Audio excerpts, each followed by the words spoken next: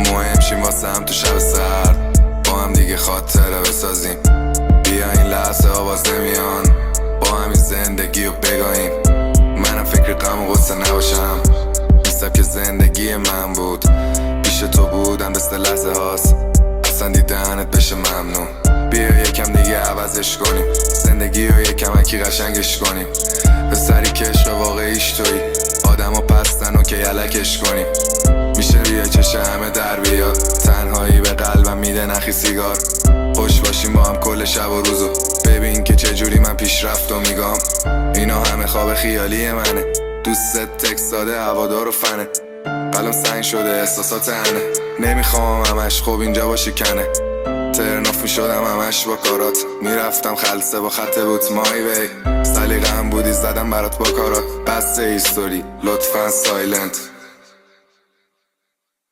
سکوت و عشق بی بشری، دیدم که میگم با بنزه میپری. خوبی کردم من کلی بی دریغ و اوکی بردی تو از همه سری. من که خودی بودم دشمنی نبود، قلبم و زدی و رنگشم کبود. اون موقع بودی 24 پلوم و سنگو میزدیم بعدش افتری همون. رفتارم همش عصبی و کفری، دیگه حال لاین و اسنیف و کوکنی. به جای اینکه همش رو مخی و عودی، تو هم دیگه منو نمی کنی اورنی. وضعیت خراب و استرس زیاد، خونواده آسی و دوستامو میگاد. عصبی همش پرخاش بی دلیل، نمیخوام برگردی ببینم ذلیل. فکر این که الان کجایی میگادم، آمارتم دارم بازم نمیاد بکارم.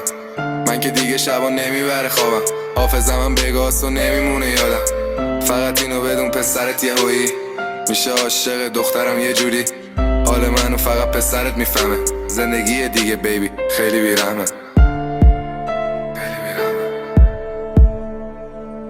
زندگی دیگه بیبی خیلی بیرحمه. بیا مهم شیم واسه هم تو شب سرد،